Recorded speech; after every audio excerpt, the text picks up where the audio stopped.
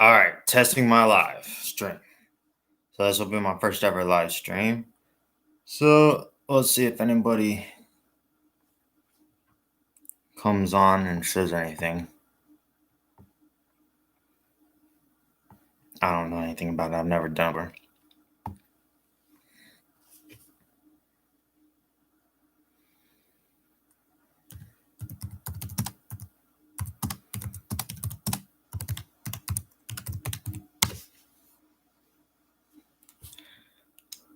All right. So I'm going to pull up on my phone and make sure that this is working right.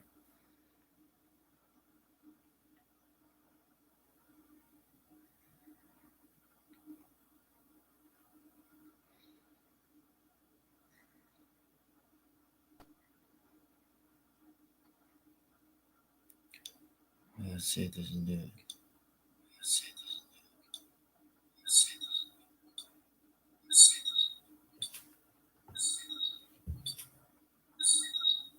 What's going on with my audio? Oh, well, whatever.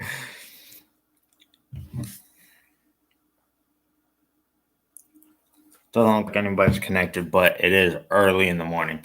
So anyway, let's do this unboxing even though there's nobody around. Nobody connected. This is my knife I'm going to use.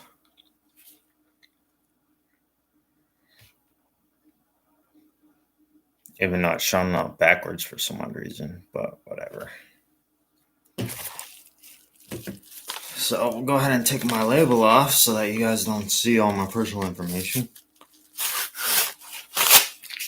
Get rid of that. All right.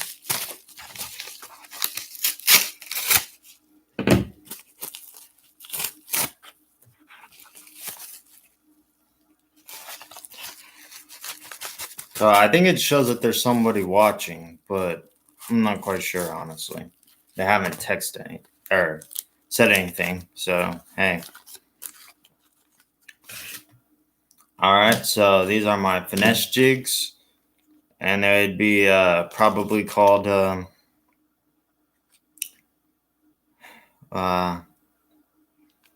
watermelon red flake, I guess is what you would call them.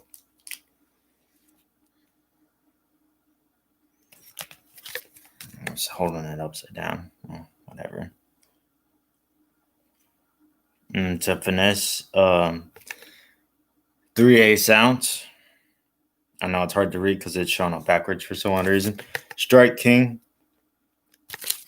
Let's see if it says anything. Gamakatsu hooks.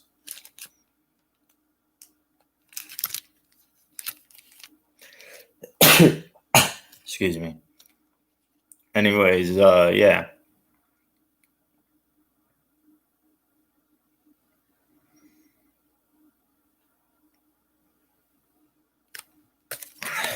I got 4 of them.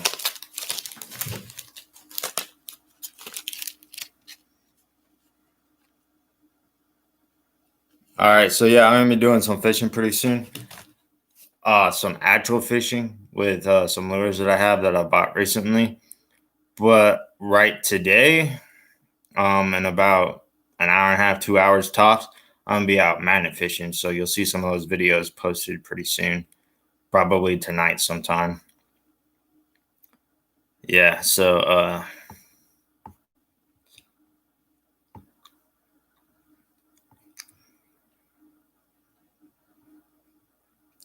yeah, there's gonna be a lot of changes to my YouTube channel because I'm getting some more free time, so I'll be doing some more stuff.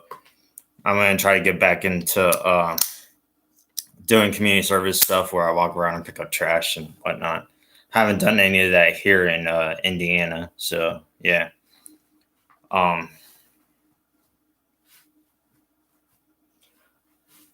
Yeah, gonna get into doing some of that pretty soon. So if you're interested in that, then I'll be doing more of that. But stay tuned for some more giveaways. I'm be doing quite a few more giveaways. I still have another actual fishing giveaway right now. I'm doing a magnet fishing giveaway. So yeah, there's that. But I'm gonna be doing a regular giveaway coming up soon, regular fishing giveaway. Another one, my second one, well, third one, because first one really doesn't count honestly, because they were used lures pretty much. Anyways, yeah, and now I'm gonna build my own tackle boxes and stuff to give away. Unlike the last giveaway where I just gave away the lures in the packaging, this time they're not gonna be in the packaging. They're gonna be in actual tackle boxes that I'll be sending out, except for the ones that won't fit, like the top water bat. It's way too big to fit in a tackle box. So yeah, I'll be sending that out. And no, I don't have one sitting now close by, but yeah, I'll be sending it out in like a Yu-Gi-Oh tin probably, because it's the only thing it'll fit in. Anyways, but yeah, so there's that. Um, Yeah, I'll go ahead and stream for a while, see if anybody else joins, even though it's like super early in the morning. But yeah, whatever. Um, so I don't know how well my audio is, by the way, but I hope it's good.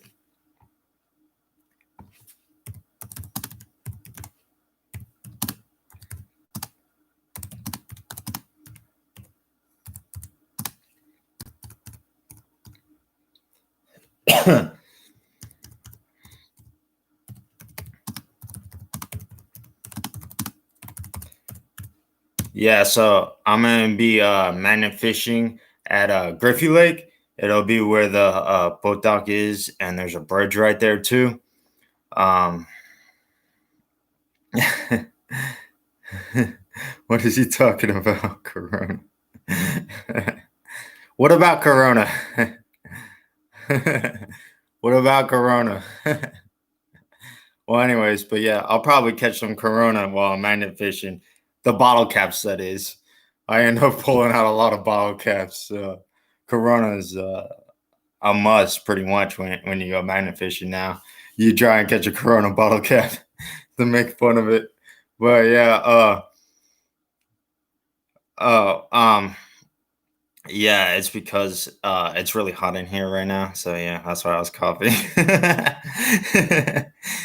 Yeah, I turned my air conditioner off because yeah, the audio would be horrible. You wouldn't be able to hear me. And I got dressed up for magnet fishing because I'm gonna be leaving pretty soon. But yeah, I'm gonna be fishing with my I think it's a 2,400 pound double sided magnet, and then my single sided 2,000 pound pool magnet. And I'm gonna be taking my grappling hook, but I don't know if yeah, I remember you. I don't know if I'm actually going to be using my grappling hook because the area has a lot of logs, and I'm afraid I'd catch a log and lose it, or a rock. Rock would be horrible. Yeah. So I probably won't be throwing my grappling hook unless I'm 100% sure that I'm not going to lose it, or hopefully 100% sure I won't lose it. Yeah. So there's that. So I'll probably just end up using my single sided and my double sided magnet, and I'm hoping to catch a whole bunch of fishing gear and stuff like that because I'll be magnet fishing where there's a lot of fishing going on. The last time I went magnet fishing there, I pulled up a chair, actual reusable chair. I cleaned it up and I can still use it. I haven't used it since then, but yeah, I have it in my place. It was one of those fold up chairs. It was black and probably dropped off of a boat or something. That's what I would say. But yeah, I end up catching fishing lures about every time I go magnet fishing. So yeah, expert the Blake. You should enter in one of my giveaways. I got some giveaways going on. There's gonna be a $1,500 giveaway, fishing giveaway coming up pretty soon. I'm up so early because I'm gonna go fishing.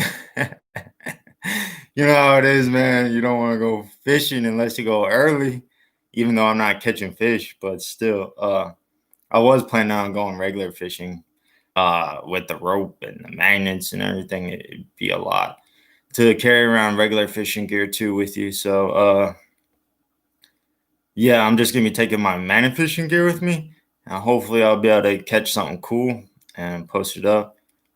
I'm still waiting on catching a gun. I've caught a gun clip, but not an actual gun. So yeah, I'm hoping I'll be able to catch a gun pretty soon or a safe or something like that. But I've caught some pretty cool stuff in the past, like a flash screen 56-inch. I'm guessing it was 56-inch. It was really big. It might have been more than that. Flash screen TV, pulled that out the water, magnet fishing. I've caught a hoe with a pickaxe on the end of it before. Computer hard drive. Um, I've caught upwards of 700 batteries, AA, AAA, watch batteries, all sorts of stuff. Yeah, I'm a manager now. But I'm still the same old person, you know how it is. Just a lot's changed since now I'm not working kitchen anymore. I'm working up front most of the time. But yeah, I'm doing pretty good as a manager, honestly. Although my owner does give me a lot of flack, but it is what it is. Yeah, I know. I've been they've been talking about making me a manager since the first month that I started working. So yeah, it's been a while in the making, but I am a manager now. I don't make more than an actual crew member. The only time I make more than a crew member is when I have overtime because of the night shift crew bonus. But yeah, it is what it is. I didn't really do it for money. I did it just to become a manager. And I was like, yeah, whatever. Uh, I wasn't planning on becoming a manager. They just offered it to me. So I was like, yeah, whatever. I'll become a manager. But I've done a lot of good for the business too because we've been having problems with the safe count and that. Yeah. So when I started, we were like over $500 underneath what we were supposed to be at our safe count. And then I became manager and we got brought up over $500 in less than a month. So yeah, I did pretty good as a manager for our money in that. And yeah, we're trying to fix some stuff right now because you know how it is with the business and money and whatnot like that. But yeah, it is what it is.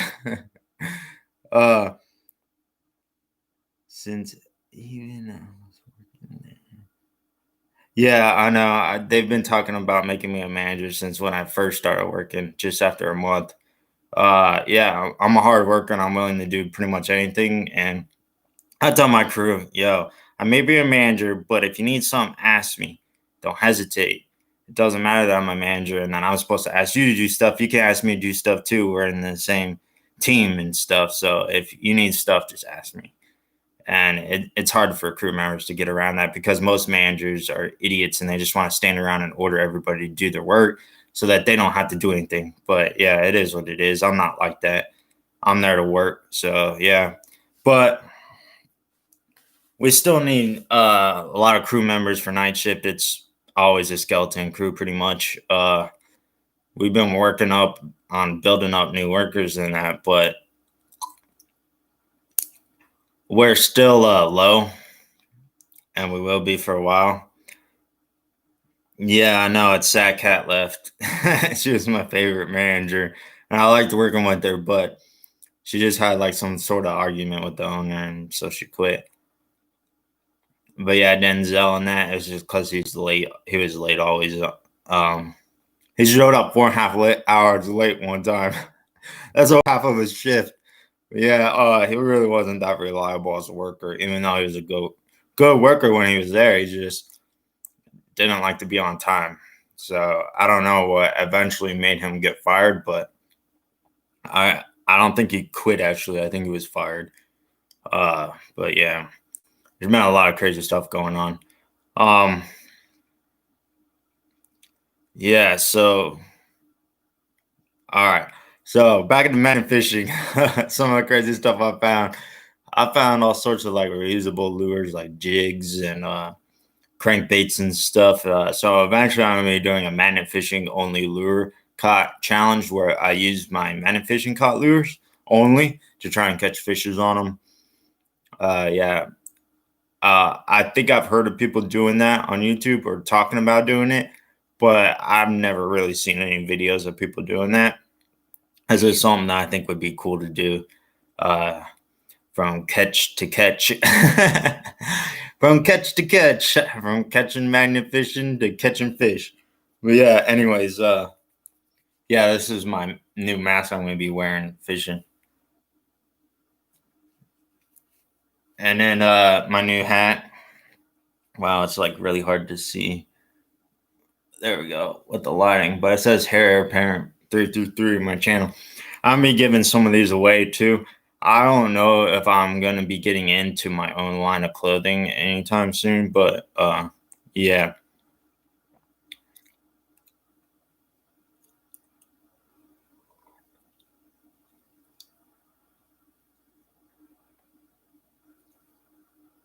Yeah, I know. Yeah, we replaced every single person except for uh Donnie ended up coming back. But yeah, other than Donnie, everybody that was on night shift is gone. Yeah, and then we brought in Abby. She stuck around for a while now, but the original night crew is all gone. Every single one of them got either fired or quit. I was even a part of a lot of people quitting and getting fired too, which is horrible because I mean, I'm not like a horrible boss where I'd be yelling or screaming at people like most managers like to do. Not like that, so I don't know why a whole bunch of people quit because of me. But yeah, one of them, he pushed my buttons about smoking cigarettes. He would go out and smoke a cigarette break for like 15, 20 minutes. And a lot of them, and I got tired of it. I'm like, yo, you need to make sure that you come inside when you see cars piling up and that. And he wouldn't do it. So I told him, no more cigarette breaks for the night. I was joking. I was going to give him like one or two more breaks. But yeah, he didn't take the test very well and failed and ended up clocking out and never came back. He got fired because of what he said to me in a text later that night. I told him, look, you can clock out and take as many cigarette breaks as you want and as long as you want on the cigarette break, but you got to clock out if you want to take more than 3 cigarette breaks. And he didn't like that. But yeah, 3 cigarette breaks was plenty enough for an 8 hour shift. And he wanted to take like 7. So I got tired of that and he ended up quitting. Yeah.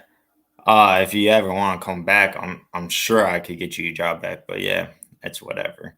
Um, they might even need you more on mid shift now because there's been a lot of stuff going on. First shift is now the only shift really that's has the staff that they need. Uh, but yeah, mid shift is a skeleton crew too most nights, and the owner's having to work a lot mids and night shift because we don't have the crew that we need. Um, but yeah, hopefully pretty soon we'll be getting some new people in.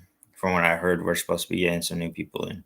But yeah, the person that hires workers, if he would not trust his gut, then he would be a lot better and we'd have a lot better workers. I joke around and say if he would hire the people that he wouldn't hire, then we would be good. And then if he didn't hire the people that he would hire, then we would be excellent off. Because everybody that he wants to hire and that thinks is a good hire ends up being like a drug addict and whatnot and can't work because they're passing out on girls and stuff. Yeah, literally, one worker was passing out on a grill. And it's like, yo, you can't be passing out on a grill, man. You're gonna kill yourself. So we had to let him go. Like, yo, you can't be doing that now. He was literally falling over onto the grill. I'm like, oh, you gotta go home. He ended up getting fired because of that. But yeah, he likes to hire a lot of horrible people. Yeah. Yeah. But seriously, so some other cool things that I found mining fishing. I put out bikes, all sorts of bikes. Oh yeah, and then the craziest thing, most illegal thing I found was a pipe with weed in it. It was a homemade pipe. It was one of those um what do they call those? The I don't know what you call those, but they're like a regular handled tool, like a screwdriver, and it has on the end of it like a little attachment thing that you attach to it to unscrew bolts.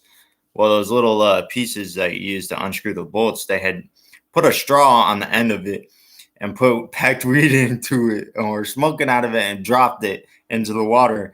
And at first, when I pulled it up, I'm like, oh, I caught a magnet. I thought somebody was using like one of those small magnets that you use to retrieve keys. I'm like, oh, somebody lost their keys and they're using a magnet and got snagged and broke off or whatever and lost it. But then when I got home, I was looking at it. I'm like, hold on, wait, what in the world's going on here? This is a head to unscrew a bolt. And then I took another look at it and there was weed in it. I'm like, oh, come on now. People be crazy in the hood where I'm from. But yeah, that was in Florida. Yeah. So yeah, that was the craziest thing I found magnet fishing was definitely a weed pipe, but yeah, with weed still in it. That was crazy. I'm like, how in the world is there weed still in it when it's at the bottom of the lake? But yeah, there was though. That was crazy. Yeah, I pulled out all sorts of crazy stuff like fencing and signs and rebar and all sorts of iron and trying to think of some of the craziest stuff I pulled out. But I pulled out balloons and stuff with a magnet. Imagine that. And see what's going on with chat. I'm seeing a whole bunch of stuff. Yeah, nah, you wouldn't want to smoke any of that. You've been at the bottom of the lake for like however long. But it must have been a fresh drop like that morning because the weed was still in the pipe. So yeah, you would think it like recently happened. Yeah. But I'm straight edge now. I'm a born again straight edge person. I don't do any sort of drugs or anything like that. So yeah, there's that. But I did go through being addicted to drugs and that. So yeah. But I'm free of everything. I don't do any drugs. I don't smoke. I don't drink. I don't do anything. But yeah, a lot of people say that I'm not a true straight edge because I drink caffeine. I drink Monster Energy drinks. Obviously, hold on, wait, let me shout out to Monster Energy. Yeah. So then, since I have this out, that symbol right there in the O and the M, most people talk about, oh, Monster Energy is like the E stand and the M sideways. I don't know. I've heard all sorts of crazy stuff, but about it being like 666 and the devil and stuff like that. But yeah, they actually are run. I don't know if it's actually the owner or the designer of the artwork or somebody, but somebody in the actual company or somebody high in the company has to be a crusader, or a supporter of the Crusaders or a supporter of the Crusades because that symbol right here, I'll pull it back out again. But this symbol right here, that in the M, that's actually a shield with a sword through it. And that's the emblem and the symbol of the actual Crusaders from way back when.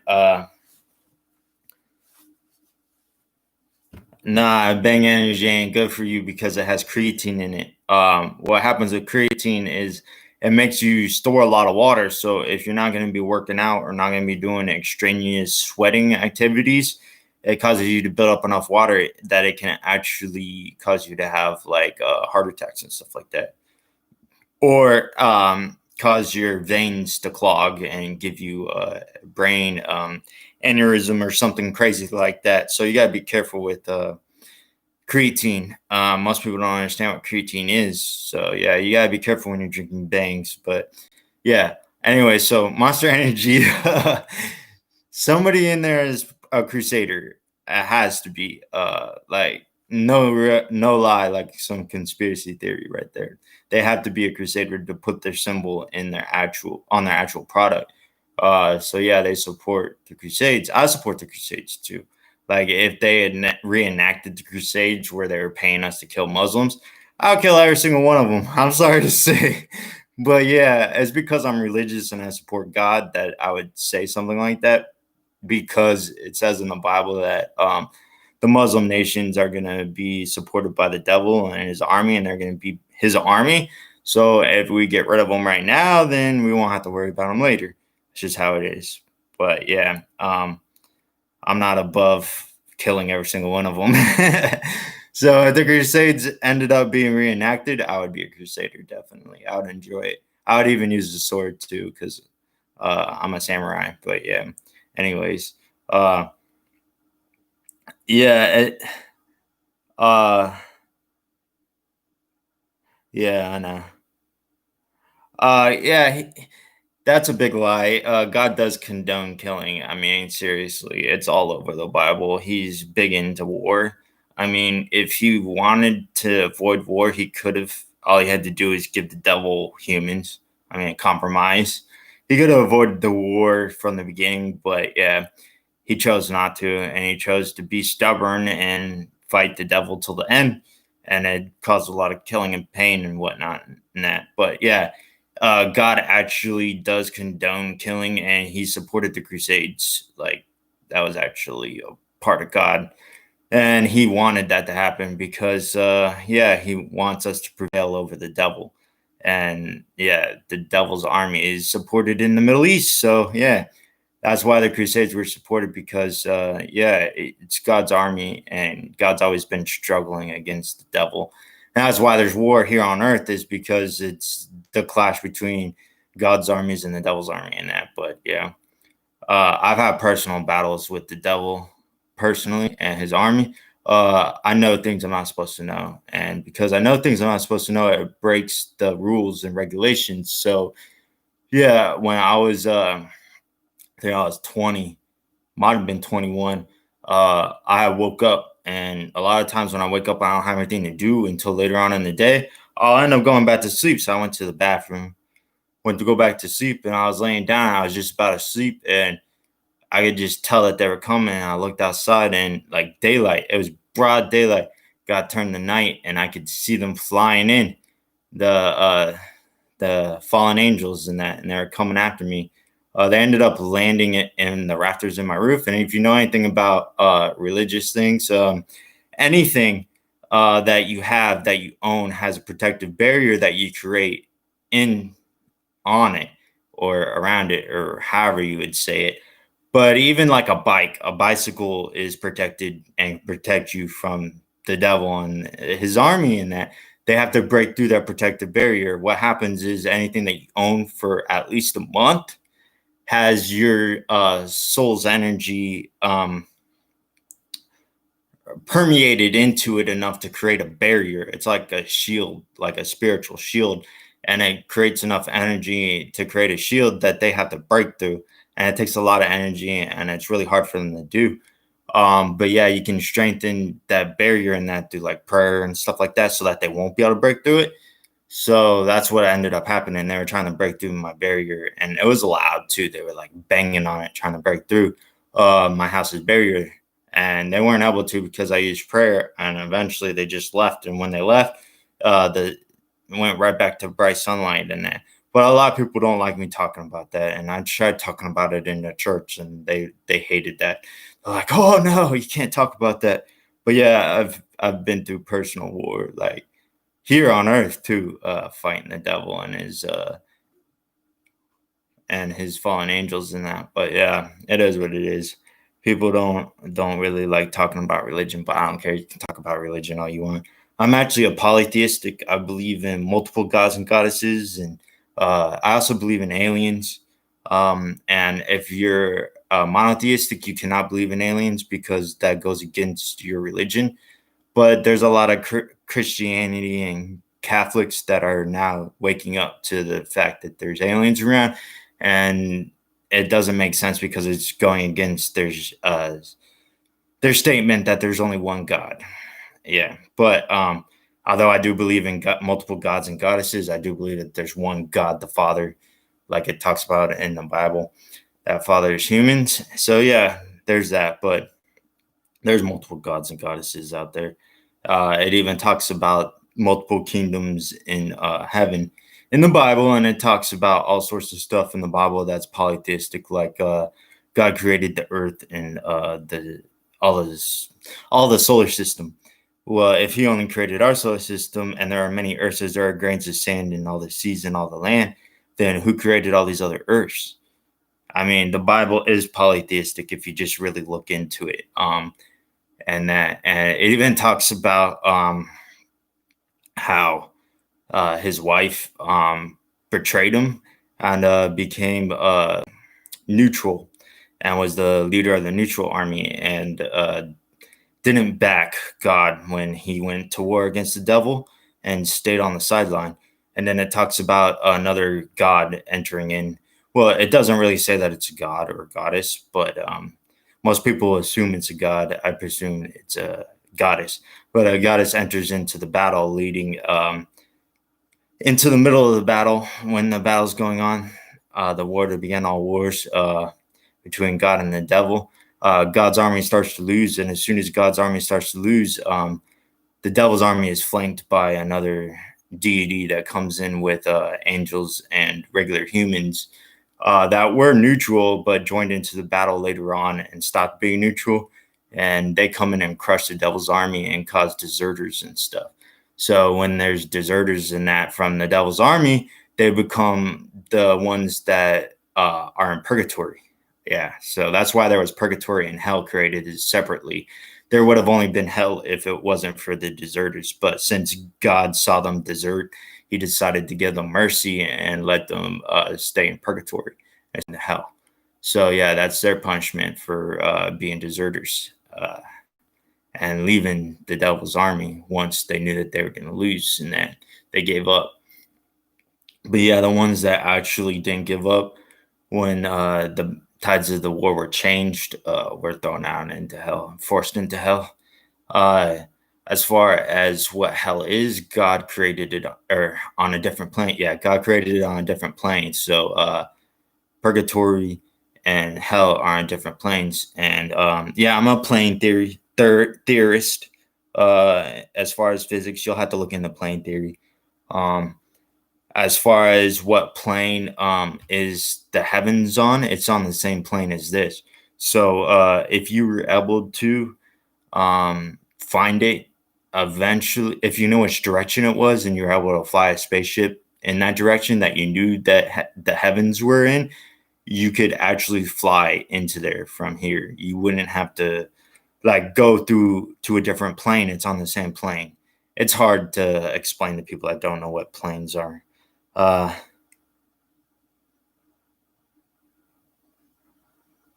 yeah, there are many planets on in this universe that have life on them. Yeah.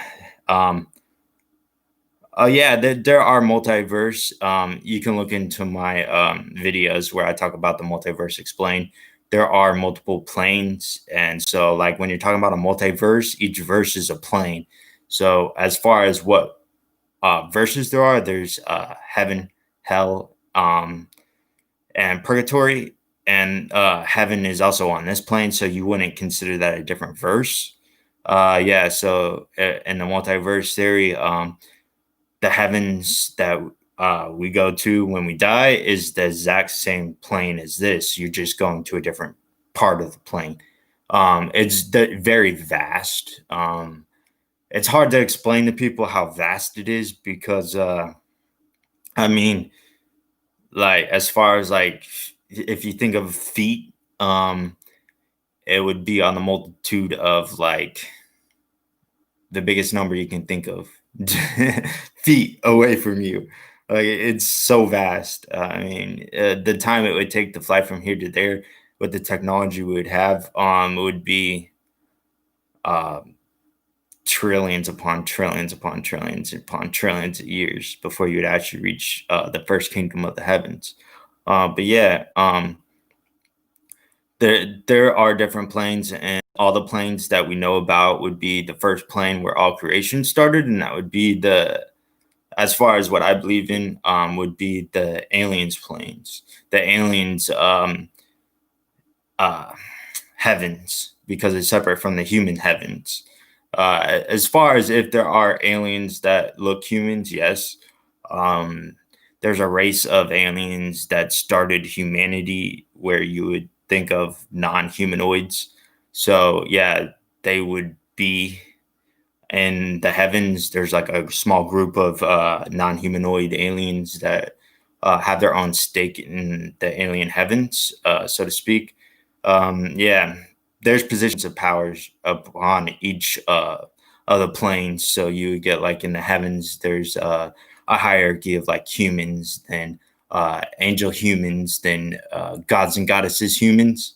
And I'm saying the differentiating humans after them because of the next plane up, which would be the aliens, and that would be the human aliens, then the angel aliens, and then the two hierarchy, which would be the two goddesses aliens, and they were both goddesses because they were asexual beings. They were the first beings ever to be created, and they weren't created through birth. They were actually created through fusion of dark matter. There was enough dark matter that fused together and that it caused enough energy to support a fusion generator, which is your soul. That's what your soul is a fusion generator. So if you're able to create a fusion generator, you're able to create a soul. So technically, if we were able to create a fusion generator that was actually self-sustaining, we would be able to create a soul, and we would be able to create homunculi with actual human souls in them, human, so to speak, because we don't know if the homunculi would look human. So they might be more like aliens, but it is what it is. We actually have the technology in our science to create homunculi with actual souls. So yeah, there's that. But yeah, it's very complicated. All right, you know a lot about the multiverse theories. They're sayings. Yeah, kind of not, but not really though. I don't know if you know anything about like the weapons and stuff like that of aliens, and then they talk about, oh, they got crazy weapons. They actually have the same weapons that humans have, like guns and stuff like that. But as far as like the soul blades and stuff like that, there's wind, there's fire, and there's ice blades. That's it. There isn't earth blades. Like most people think that there's wind, fire, and earth. No, there's wind, fire, and ice. That's all there is. There isn't earth. There isn't an earth attack weapon type thing. Most people try and say that because of people think that there is that. But in martial arts, there's only wind, fire, and ice. And yeah, so these weapons, how they're created, is the same way that uh, you would create a homunculi. Pretty much, it uses the base matter with the soul inside of it, and that soul inside of it makes these weapons living, and that's how you're able to use wind, fire, and ice. Is the soul's energy is added to your soul's energy, and it creates an attack that manifests as wind, fire, and ice. Yeah, so there's that. But yeah, soul blades are very uncommon.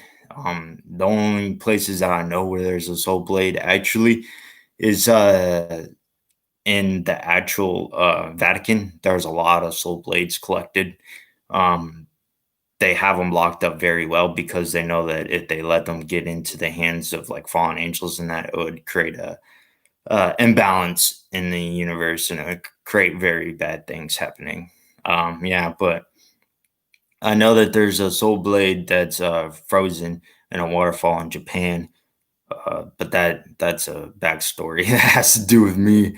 Yeah, but anyways, and I know that there's another collection in private collections. There's rumored to be one collector that pretty much only collects soul blades.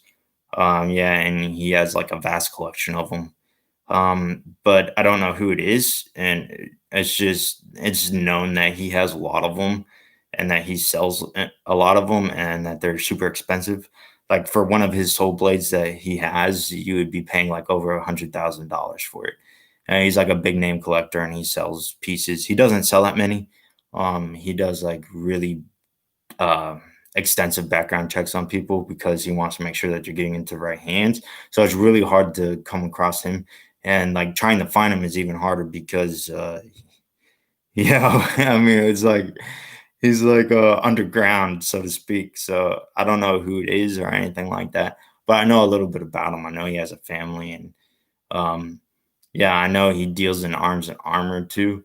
Uh, as far as what all he deals in. He doesn't just deal in soul blades. He also sells regular blades too. But yeah, I don't know where he is or anything about him really too much, but I know he's in the US. I know that much. Other than him, there's private collectors that have them, such as like psychic shops have them too. There's quite a few psychic shops around that have them. But yeah, they wouldn't let it be known that they have them because it causes a lot of bad things to happen to you. Like people want to come and attack you to get the soul blade if they know you got a soul blade.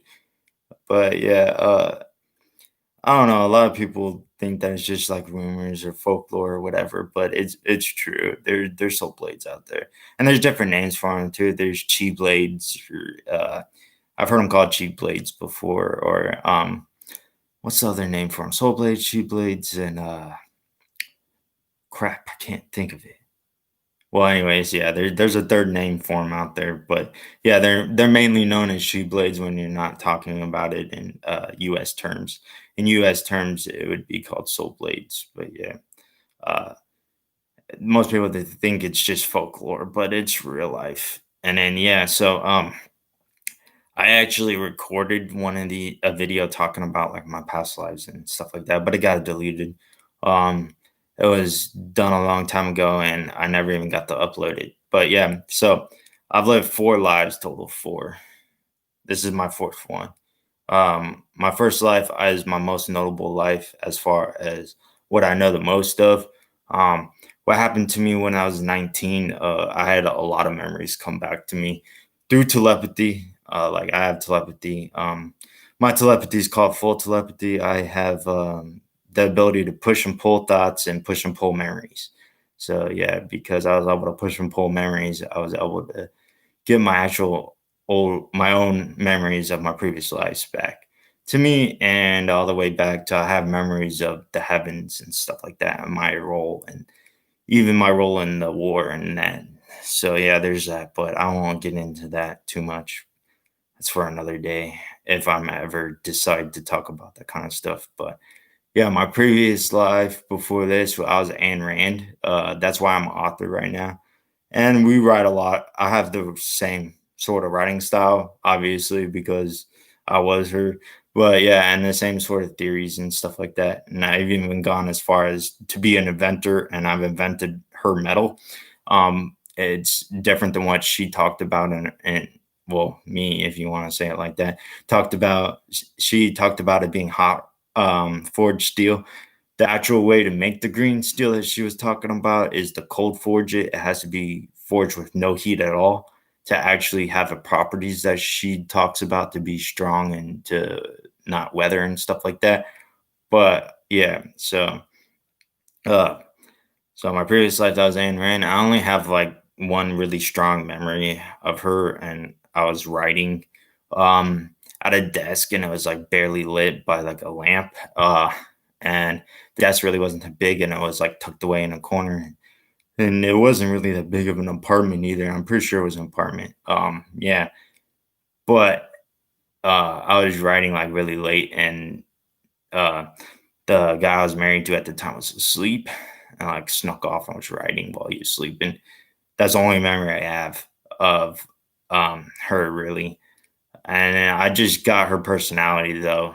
That's the main thing I got from that life was her personality, and I write like her a lot. So you'll have to go and look up Ayn Rand because not that many people know about her. And she did want to be called Ayn Rand. Like most people think she wanted to be called On Rand because she was Russian, but she wanted to be identified as an American, so she liked being called Anne. So yeah, calling her Ayn Rand is the proper term when you're talking about it. Uh, oh, you're going to sleep. All right, well, whatever. Late, it's early. What are you talking about? Anyways, yeah, so there's Ayn Rand. And then after that, um, before that, I have one memory of my other life too. I was a grunt for military, and I think it was in Europe. I'm not quite sure, but it was somewhere like Great Britain or something like that. And I was fighting at a castle, and I just remember that we were being invaded and running and grabbing weapons and killing people. at the top of the battlement area, whatever you call it, at the top of the wall of the castle. And I just remember killing some people, and then that's it. But yeah, my first life that I ever lived, I have the most memories of. Yeah. Anyway, so yeah, I know how it feels. I work night shift, so my days and nights are all messed up. But yeah, my first life is the most notable. I have so many memories of that. I was a female samurai. Uh, it was around 700 after Christ. So it wasn't like recent or anything, but it really wasn't like ancient. It might have been BC. I'm not quite sure, but I know it's just hard back then to tell exactly what year it was because you didn't really keep track of years back then. You didn't really have calendars and clocks and stuff like that. So it might have been before Christ. I'm not quite sure, but it was 700. I know that much. Yeah. So when I turned 16, I left my family. My father was a noble blacksmith, and he made swords and stuff like that, really high end swords, and sold them. So we were kind of rich, but we weren't like rich. But we made quite a good living, my family. So we had quite the luxurious life growing up, and I chose to just throw that aside to be a traveler, wandering swords woman or swords girl, whatever you want to call it, samurai or whatever. But anyways, so yeah, my only other person watching the live stream, I think, left. It's showing one person is watching it, but I don't know if that means that nobody's watching it. Well, anyways, I don't know. Anyways, so yeah, not the biggest turnout for my live stream, but it's my only live stream I've ever done, and it's like really early in the morning, so it doesn't really matter. But anyway, so back to what I was talking about. So my first life, yeah, I was 16 when I left my father and my mother, and I only had a mother and a father. That was the only part of my family that I had. I didn't have any sisters, brothers, so I ended up leaving. So my father had taught me. I'm gonna get some water. I'm thirsty. I'll be back.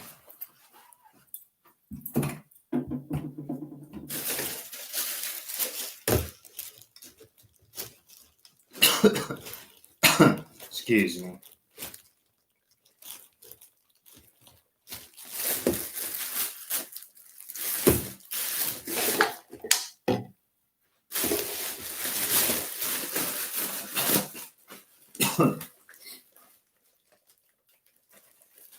It's really hot in here right now, so I'm sorry. I gotta get me some water.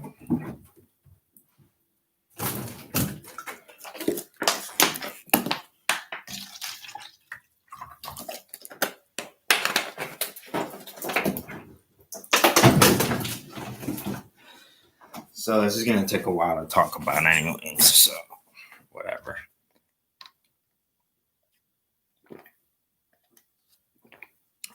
I'm gonna try and stick around a while. I don't really have to rush to go do many fishing, so we'll see if somebody else joins my live stream. Then I might get some Q&As going on, but yeah. Uh, so my first life, yeah, what I was talking about, I left when I was 16, to become a hired killer. Yeah, so quite the life for a 16-year-old girl to leave her family of pretty much rich family to go live a poor life, hard life, living off of the money of mercs. Yeah, so yeah, I went around and killed a lot of people and became renowned for killing people. So I had a style of fighting where I used two swords, single-handed sword techniques. Even when I used one weapon, I used one hand on it when normal people would use two hands. So yeah, it was very hard for people to counter because nobody else fought like that in the samurai era. I was very unique, and I became a lethal killer because of it. Nobody really had a defense for it. Yeah. It's quite the technique. I still have that technique and then still use it when I fight and stuff with swords. I'm into swords play and stuff like that. It's really fun. I enjoy doing it. It's dangerous, but it's fun, and I'm really good at it. So yeah.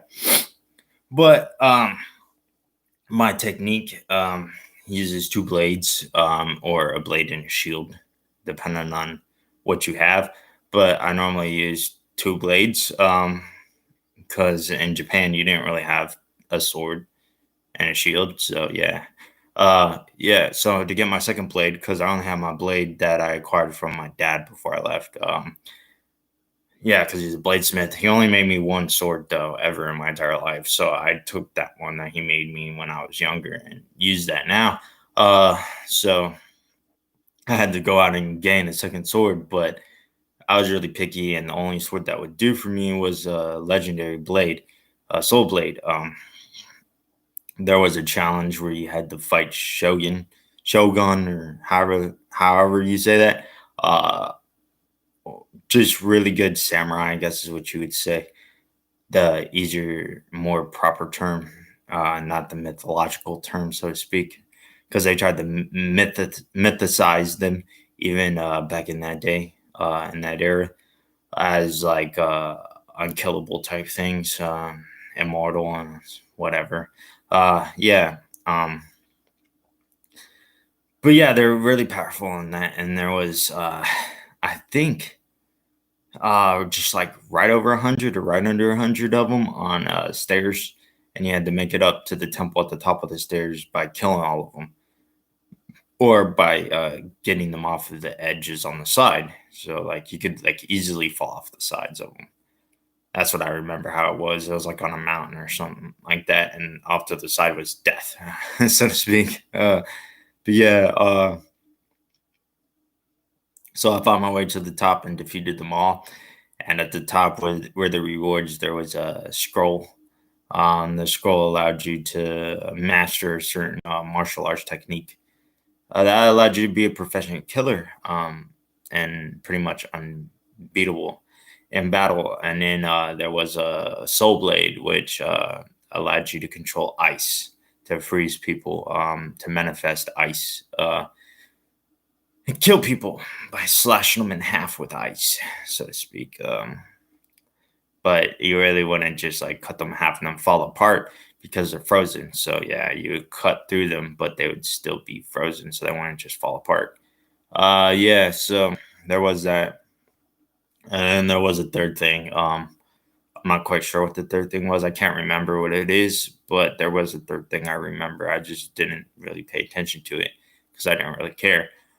So yeah, I don't know what it is because I didn't pay attention to it at the time. So yeah, there's that. But there was a third thing up there, and there was a proctor or whatever you would call her, standing up there talking about the items and that, and what uh you do, and now that you had reached the top. Uh, but yeah, it doesn't really matter. Um, I chose the soul blade, of course, so that I would have that. Second blade that I needed. This one was an ice blade, so uh, I went off and continued being a merc, for hire, killing people. Recently after that, like maybe a few months, like I think it was like 3 to 5 months after this, after I got my second blade, I had made a big name for myself, and it caused somebody to come out and seek me when I entered their village. I was eating at an inn, and somebody approached me asking me to kill a a rival member of a rival family. There you go. I know that was confusing the first time I said it, so I wanted to make sure you understood. Uh, so yeah, I knew the other family that they wanted me to target, so I refused immediately.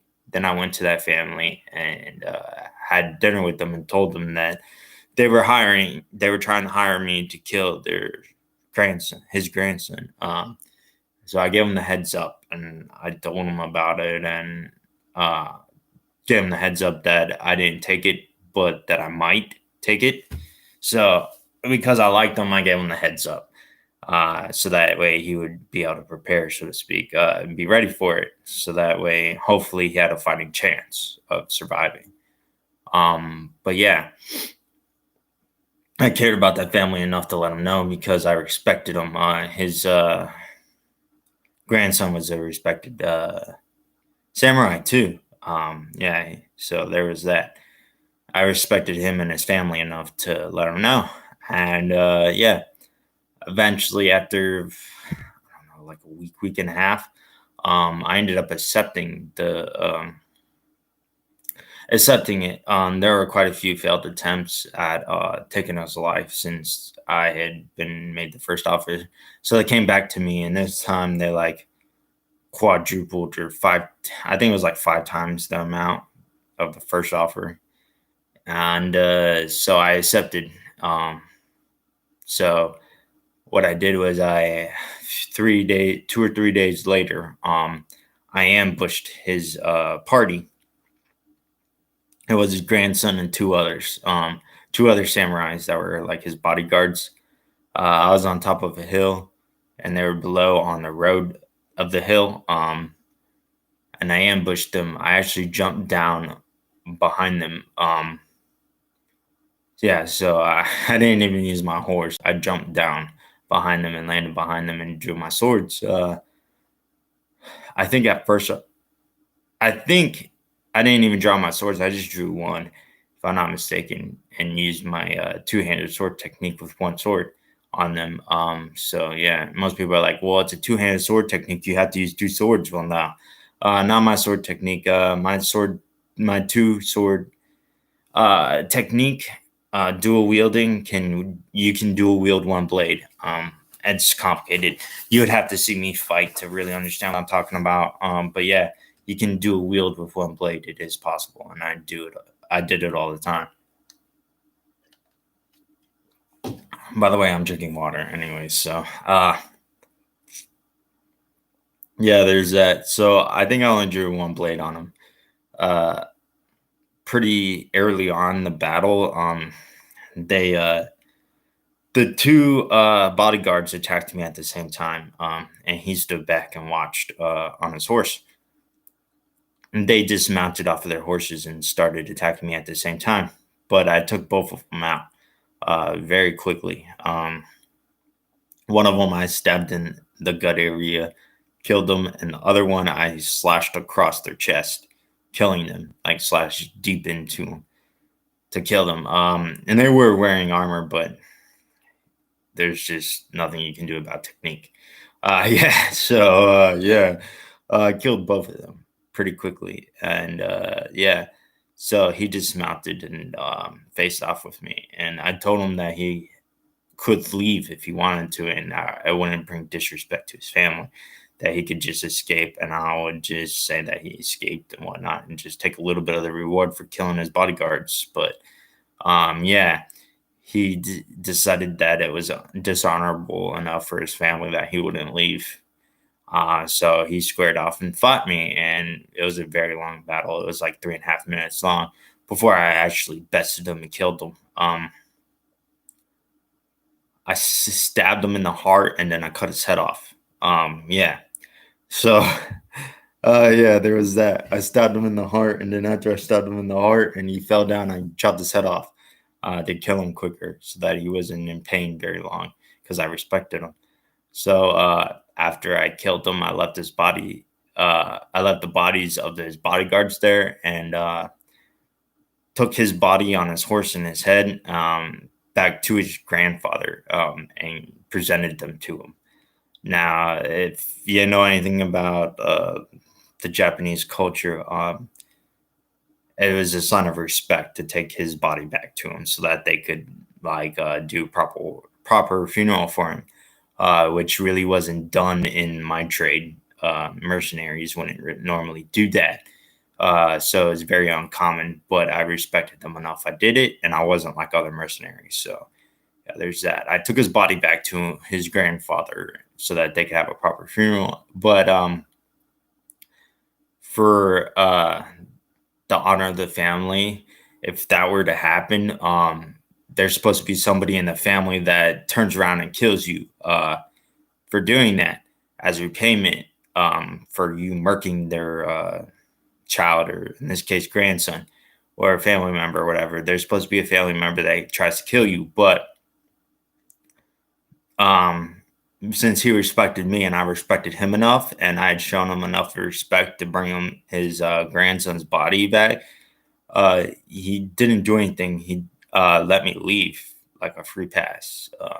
He ordered his family not to attack me, so I ended up leaving. I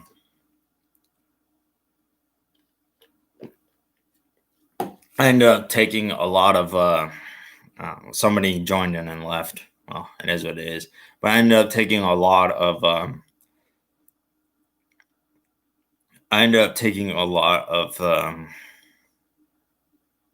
jobs, so to speak.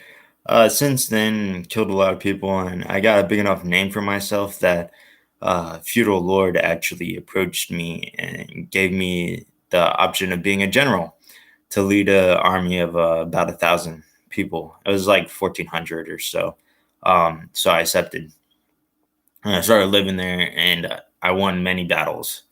I was really renowned all over Japan and on all the provinces as a proficient killer and a proficient general.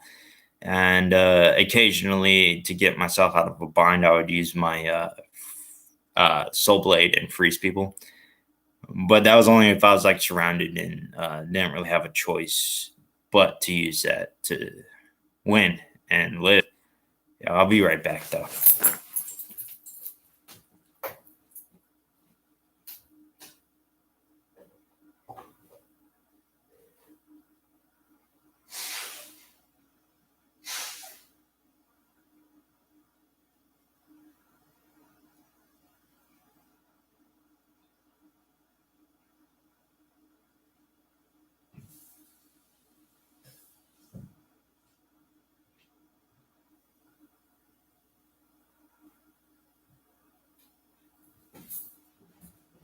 Well, anyways, so yeah.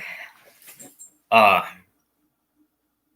so there was this one rival, I guess what you would call them, province that was attacking our trade route. I'm gonna give me some more water. Too soon. But anyways, so yeah, there was a rival, of course, which there always is a rival province. I mean, when you're dealing with that sort of stuff, there's always a rival in this world that we live in. So this enemy was ambushing and killing our traders. And they were killing a lot of peasants and stuff like that. So our traders started being armed and whatnot, but it never helped. They were still getting slaughtered and everything was being stolen. So to combat that, he put a big guard on them, and they were still all slaughtered. So he sent some what are they called? A recon team, I guess is what you would call them, but that's not a proper term back then. I can't remember what he called it. Spies or something or another. I can't remember what they called them back then, what he called them. But he sent them ahead to scope them out, and he found out that their army was about right around 1,500 to 1,900. It was a guesstimate. It actually turned out to be about 1,700. About. So, yeah.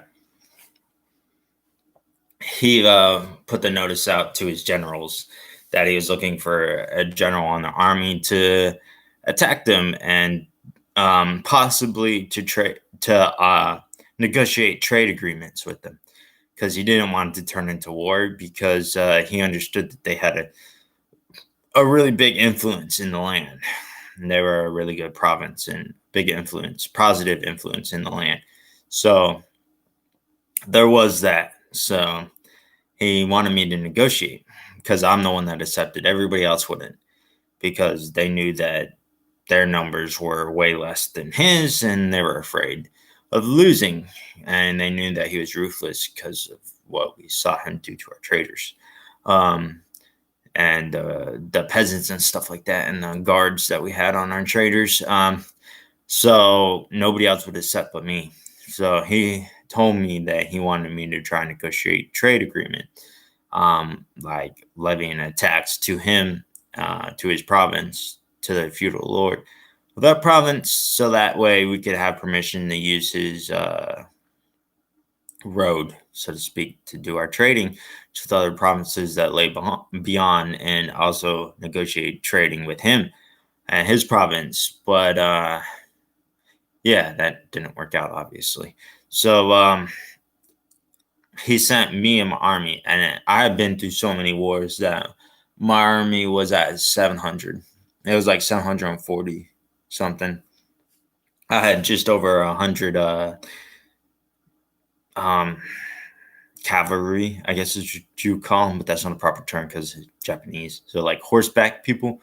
Yeah, and then I had archers, which would be about 550 archers, approximately 50 to 70 archers. And then the rest were just samurai, spears, and regular swords. And so we set out. Yeah. So the way that the province was laid out, there was mountains around it, surrounding two sides of it, in the back and on the right side as you were coming in to look at it. On the road, it would be on your right as you were looking. So their left, if they were inside of their village. So yeah, there really wasn't any way to approach them without being seen. So we did so. We waited until we were at the top of the second. It was like a hill, and then a valley, and then a hill, and then a valley, and then in that valley, the second valley was the actual province area. So we waited until we were at the top of the second one and stayed there.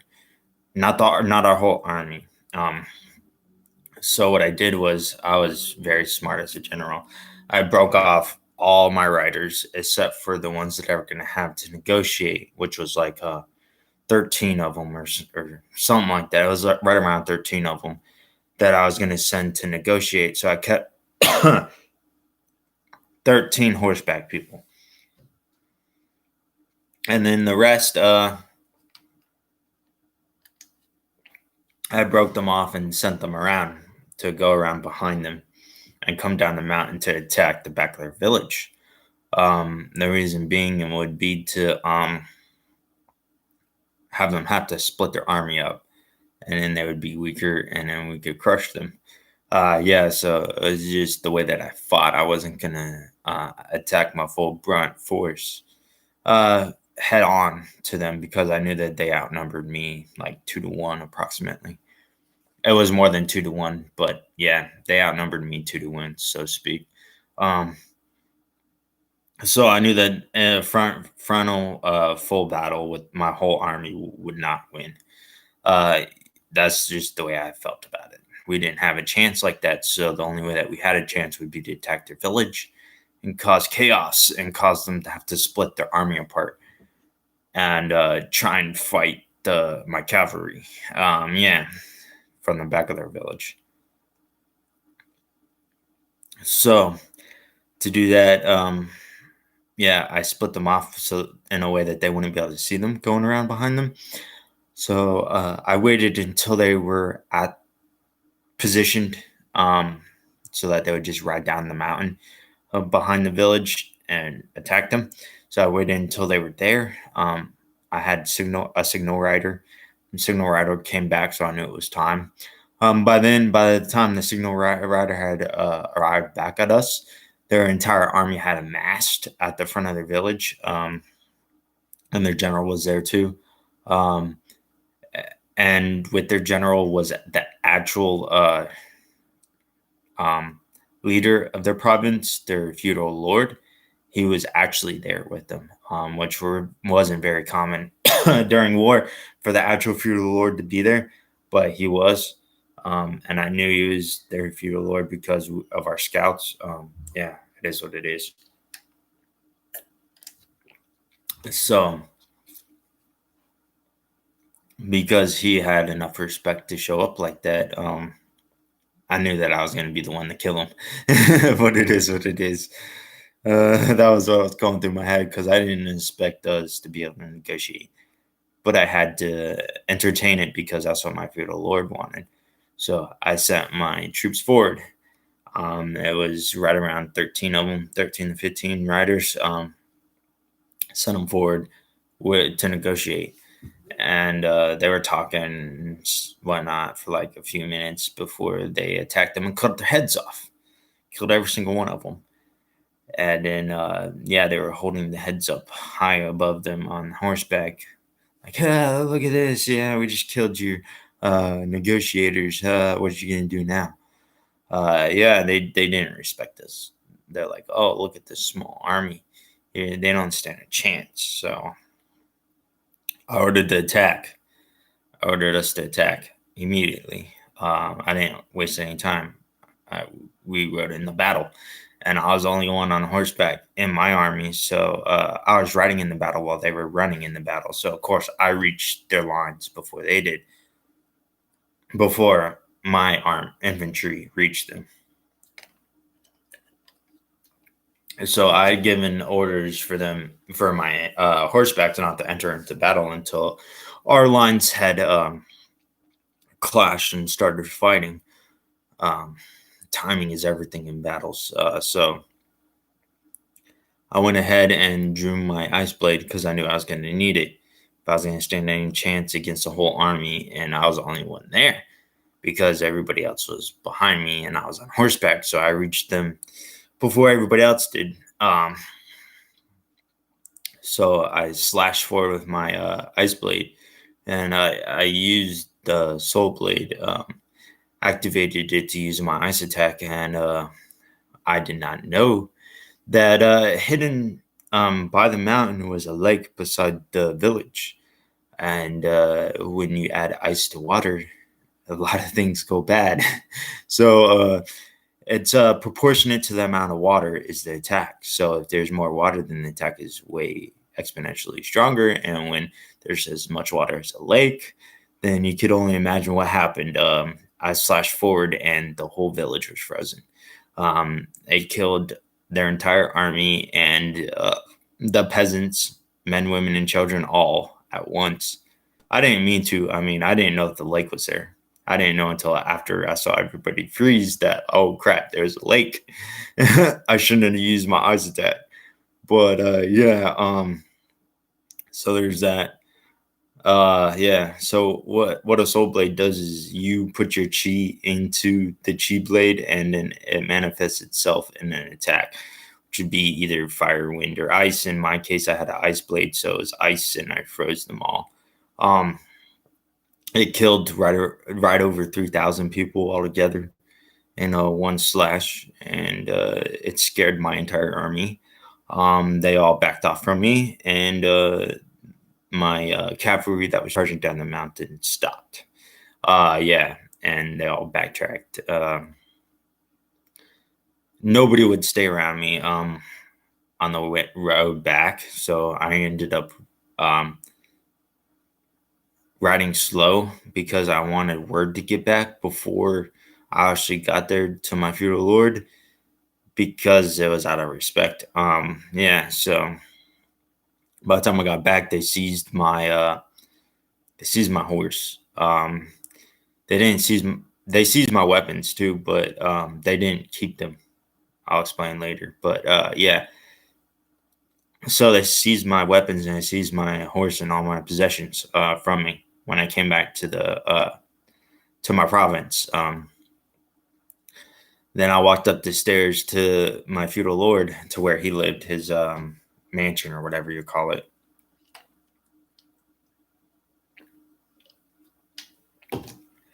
So yeah, so I went up there and they called me a sorcerer because they didn't know that it was just a soul blade. They didn't really know about chi blades back then. and soul blades. So they thought I was a sorcerer, like a witch or something. Yeah. So punishment for sorcery was to get your head cut off. But my feudal lord respected me, so instead he marked me as an exile. He took one of his samurai, stepped forward and drew their blade out and sliced me across my face. So when you're marked as an exile, if the person doing it doesn't respect you, they nick your eye so that you lose sight in one of your eyes and slashes across your face. So if you ever see a samurai that's marked as an exile with a slash across their then they weren't respected. But if they were slashed in between their eyes and it missed their eyes, then they were respected. So that's what he did. He marked me in between my eyes because he respected me as a warrior and as a person. So he didn't nick one of my eyes. But I was marked as an exile. So because I was marked as an exile, I didn't have a place to live. So I ended up retreating into the mountains. So I was living in the mountains for about a year before the second winter got me. I became sick. It was like a regular cold. So I think it was like a cold or a fever or something. So cold, so a fever associated with the cold. It wasn't anything big, and it was treatable. And it normally wouldn't have killed you, but I was in exile, so I went in to get treatment to get like herbs and medicine from a store, and they wouldn't sell to me because I was marked as an exile. If you're an exile, nobody will sell anything to you: food, water, nothing. So I couldn't get medicine, and it ended up killing me. So on my last dying breath, I climbed down the waterfall that I'd been living next to, and cursed the land. I drove my ice blade into the waterfall, freezing it and freezing most of the land. So it was permanent too. So to this day, there's land in Japan that's permanently frozen in winter because the blade, Soul Blade, is cursing the land. So yeah, there's that. I cursed the land. Perpetual winter for marking me as exile and causing me to die over something stupid. But yeah, so I ended up dying. So I was dead before I hit the water. Um, Yeah, so I hit the water and my body floated down the river quite a ways before it ended up washing ashore uh, next to a mountain and some on some rocks. Uh, so there's a sheep herder that was going by, which was common in Japan to have sheep herders and that going by in the mountains. So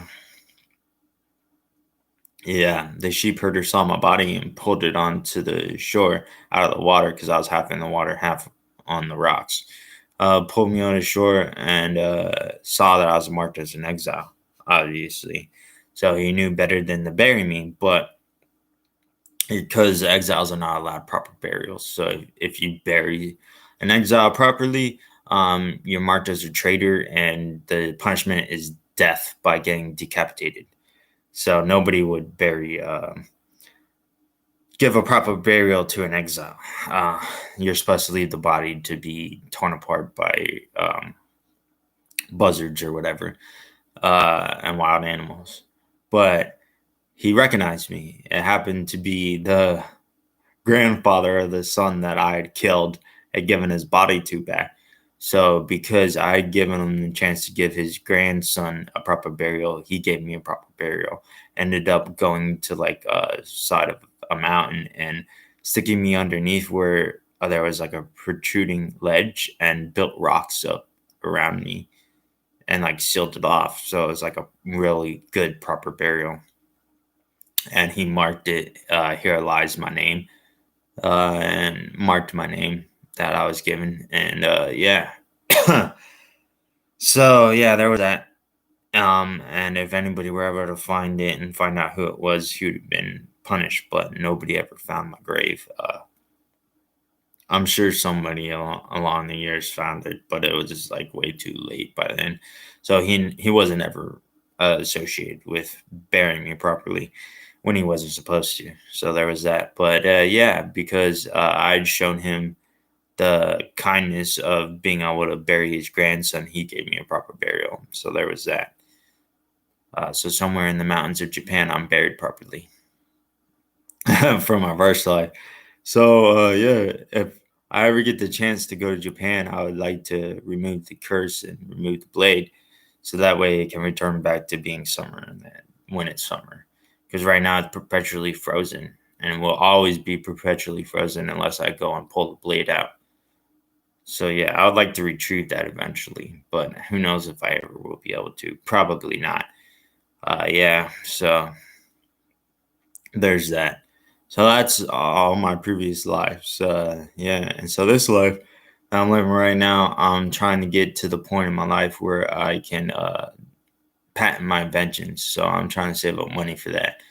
I got a lot of inventions. I got an invention that will let you live forever. What it is it causes you to change a lot.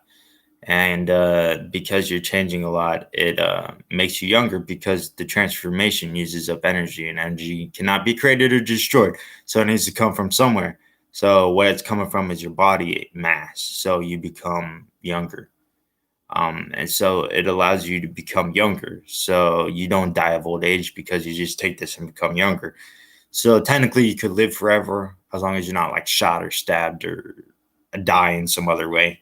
Um, so yeah, you just won't die of old age. It was invented as a way for space travel because we all know cryogenics don't work. So you just take this drug and that allows you to live long enough to arrive at the new Earth. Yeah. So I also invented the spaceship that allow you to travel to any Earth you want to. Um, it's built to house 10,000 to 10 million forever.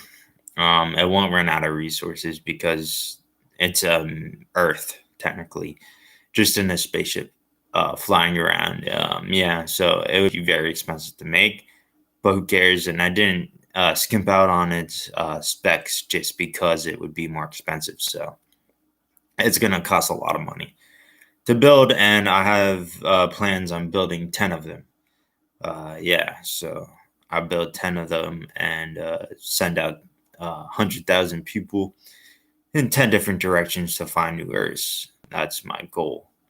That's why I created the invention. But yeah, so it'll house its own ecosystem, so you'll be able to like grow plants and farm animals and stuff like that. But it'll also allow you to transport everything you would need to keep your population living, so you wouldn't die of like famine or have to worry about overpopulation or anything like that. So yeah, there's that. So it doesn't really matter how long it takes you to get to where you're going because it'll be overbuilt to house way more people. I'd say 10 million conservatively, but it could be upwards of a billion if you really wanted to stretch it. Could survive in there before you have to think about killing people for population. You not have enough room. Yeah, so there's that. But yeah, so it has its own ecosystems and stuff on board, self-sustaining. So you won't have to worry about not having enough food or water or anything to keep your population growing and going and surviving to another Earth. So you don't have to worry about time because of that drug. So yeah, you won't have to worry about your children's being the only ones to make it. You can make it yourself. You won't be dead by the time you make it to the other Earth. That's what I'm saying. That's why I invented that, because we all know cryogenics wouldn't work. So I invented that drug so that you would be able to survive the long journey to another Earth. And then I invented a new type of skyscraper, which is free suspension. Um, it can be hit by like tsunamis or hurricanes or tornadoes or anything like that. And it's a two-part building, so it has like a shield, so to speak. which takes the brunt of everything. And because it's a free suspension, it won't be brought down by earthquakes and stuff like that because it dissipates the energy. Um, it actually has free what is it called, foundation too. So the foundation actually moves. The building moves within the foundation. So that's another thing that'll help keep it from being brought down by anything because it moves and dissipates energy. Um, it's really hard for people to comprehend how that would work. Moving suspension, moving foundation, because it's supporting all that weight, but because it moves, it can dissipate the weight very well, and it's a wide base that sits inside of the foundation, so it allows like a platform to dissipate out the weight over a very large area. So it doesn't matter that it's not secured down into like bedrock or anything like that because it'll dissipate the weight out over a large area. So there's that. It actually moves. Which is unheard of to have something like this. So you could have a 300-story skyscraper on no bedrock. So you don't have to have bedrock around. So you can build these anywhere pretty much. You don't have to worry about it needing the foundation of a bedrock, really big bedrock, to build that high. So it allows it to be built in different places than just New York City, which in the US would be the only place to have bedrock to support that tall of a building. So it really allows you to build anywhere you want, which is a good plus for the building. Um, yeah, and there's going to be a self-sustaining ecosystem inside of these buildings too, to support the people that live inside of them, because most of them are going to be apartments. Yeah, it won't just be for like work, businesses, and stuff like that. So yeah, that's another one of my inventions. It's a two-part building too. There's the inside, and then there's the outside, which does not house anybody or anything. It's just a protection, a barrier for like getting hit by tsunamis or whatever, or wind, so that the main building doesn't get hit by it. It also protects against missiles and stuff like that. That's why I have that there. It will keep stuff from like 9/11 from happening because the plane wouldn't be able to actually hit the building. It would not work. They would hit the outside of the building and it wouldn't affect anybody inside. And it would be built to withstand missiles. So like a missile launch from somebody else wouldn't work either. So yeah, there's that. Yeah. So my buildings. Then I've invented an invention that'll counteract the poison of pretty much anything. So like gangrene, um, Komodo dragons, spiders, um, milk thistle, um, snake bites, anything like that. It counteracts not only the venom and poison, but also infections, and can also help with like the common cold and flus and stuff like that. So like it's a one-all drug, and yeah, it doesn't matter if you're allergic to regular anti-venom for like snakes. You don't have to take coab venom. I think that's what it's called, covab or something like that.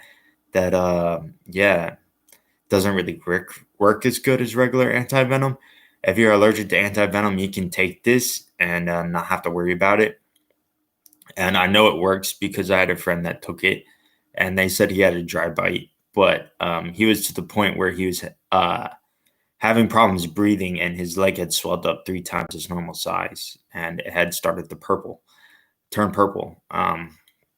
Well, bluish purple, whatever you call it, blue purple. I'm not quite sure what it would be called, but he said purple. I think he was thinking of blue, but whatever.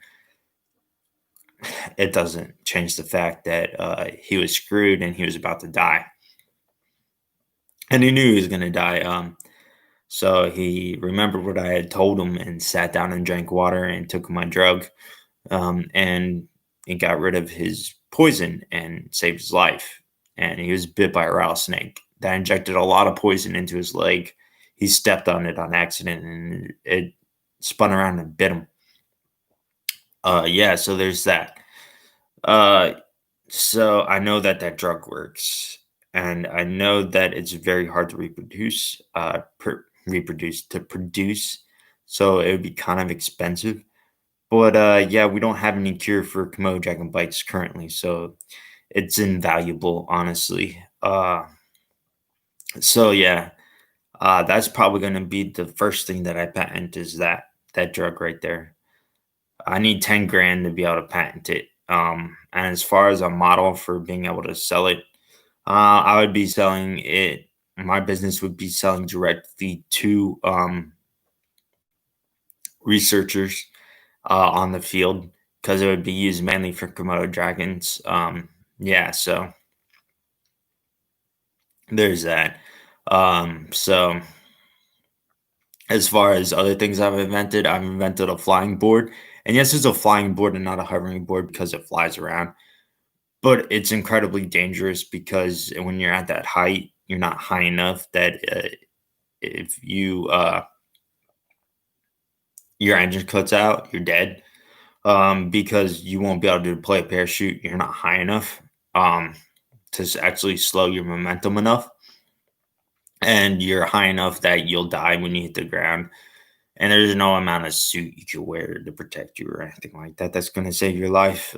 So it's highly dangerous. That's why there would be three different models. There'll be a kid, adult, and teenager.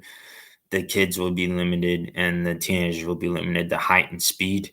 And the adult can fly as high or as fast as they want. This sort of thing you could fly into the stratosphere as high as you can.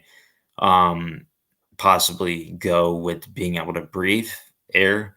So you might have to have onboard equipment to protect you against cold and diminishing oxygen levels. So it depends on what you're planning on doing with this, what you would want to have as gear. But you could always just throw on a jacket and fly high and fast with the helmet to protect you a little bit against the wind and whatnot. But yeah, so the flying board's really cool. And it uses another one of my technologies, which would charge you in air. So my company, you would only have to charge your board one time, and you could fly as far as you want. We would charge you in air for safety reasons because we don't want your board to drain below half a battery charge. So if you reach half battery charge, we would recharge you midair in flight. You don't have to land or plug in or anything like that. So you don't have to worry about it. You could fly from here to Japan on one charge, free, pretty much. It would bankrupt airlines pretty much.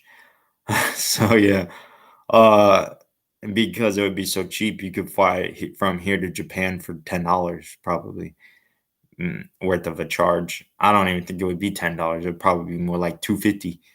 However much it would charge, however much the electricity would cost for you to charge your board one time would be what it would take because the board won't start won't start unless it's three-fourths full. So yeah, for safety reasons. Because it takes a bit of a charge to take off, and then after that, we can charge you. So wherever you are, it'll have a GPS. It'll have to have a GPS built in, and the only people that have access will be my company. Yeah, and there'll be people staffed 24/7 because they have to watch your charge and make sure you don't go below a certain amount. And it's always safer to have a person than a computer doing it because computers make mistakes that people don't. So if you got a person that's actually pressing the button to charge you, then you're more likely to be charged than if a computer's just in charge of it. So yeah, my company would be functioning 24/7. Uh, so it would be staff 24/7, and the staff would be pretty much just to monitor the boards and the people flying around. making sure that they're safe and whatnot. But yeah, if you're going to be flying a certain height, then over a certain height, then we'll require you to wear a parachute. But if you're flying under a certain height where a parachute wouldn't matter, then you don't have to wear a parachute. But you'll be GPS monitored, so we'll know if you're breaking our rules. And if you break our rules, then we take your board from you and not allow you to ever have a board again. We'll seize it from you. So there is that. But it would be a cool invention because you get to fly around wherever you want and do that. So that yeah, that's in the future though. But the first one I'm going to patent would definitely be the treatment for Komodo dragons and snake bites and stuff like that, and poisons too. If somebody wants to poison you with anything, this will get rid of the poison, pretty much any poison. So if you think somebody's poisoning, you could always just take this drug just in case. Yeah. So there's that. It's likely to make me a lot of money, but I'm not really doing it for the money. I'm doing it to help out people that don't have an out when they get bit by a Komodo dragon. They're gonna die no matter what because they can treat the poison. They can't treat the infection. They get the like a gangrene type thing. So yeah, there's that. Uh, so now that I've talked about that invention, let's see what other oh yeah, one of my most uh important, and I might even patent this one first because of how important it is for the state of our world right now, would be a fire prevention, forest fire, not regular fires, but forest fire prevention and suppression system. Um, it would be built in place with infrastructure, and then once it senses a certain amount of heat near it, it would automatically turn on, or it can be initiated through monitoring crew that would know that all right, there's a fire in the region. Let's turn them all on. Or if they know there's a drought, and it would also be hooked up onto the computers if there's a drought that it would turn on, so that way it would help prevent the fire from starting in the first place. But what it would do, it would be allowing forest fires to burn within regulation. So, like, you wouldn't have to go and put out the forest fire. You could let it burn and let it do its natural health for the forest because it burns off all the dead stuff and allows new green stuff to grow in its place. So it allows the health of the forest to be healthy. Yeah, if you put out forest fires constantly and don't let them burn naturally, then your forest isn't going to be healthy. So my invention will allow the forest to be healthy while keeping humans safe by not allowing them to not be controlled or to uh, um, spread past the boundary zone. Yeah, so there'll be my invention will have a boundary zone around residential areas, businesses areas, and also transit systems such as railways, and also roads, highways, and stuff. So there'll be a buffer zone of 10 miles, and there'll be a buffer zone of 30 miles and 50 miles. So depending on how far you want your forest fire to go or how bad it's raging is what line you would turn on. So there'll be more than just those three buffer zones. There'll also be 10, 5, and 2.5 mile buffer zones. So uh, depending on how big the forest is and how close it is, because you could even do small ones, is how we would have the buffer zone set up, but we won't let it get with for any closer than a mile from where it is. So depending on how that would set up, we might not even let a forest fire to start in that forest because the forest might be too small. But for like a big forest and stuff like that, we'll definitely let them burn and keep them controlled within a certain area. But the buffer zones will be created by my invention, which won't allow the forest fire to burn past a certain point, so it won't ever get close to any residential areas or anything. But yeah, there will be smoke. So smoke might affect you, but you won't have to worry about property damage or loss of lives from forest fires. So I'm thinking that I might actually do that one first because there's a lot of clientele for that would want that, such as California and Australia, which are dealing with really bad forest fires, including pretty much anywhere in the western U.S. where we got that bad drought going on right now, and there's a lot of fires popping up. Yeah, so there's a lot of clientele that would want to jump on that invention that I have that would protect everybody and everything from the forest fires. But it can also be used to stop spreading fires from house to house or apartment complex buildings from one building to the next building. So, yeah, if you want to use that, you can use that to stop it from spreading from house to house. It doesn't just have to, or apartment building to apartment building. It doesn't just have to be used for forest fire suppression and prevention. And it's also a suppression and prevention system. So, what I was talking about, like prevention, could keep the area moist, so to speak. I'm not gonna go into depth about it, but yeah, it'll keep it from being able to start in the first place.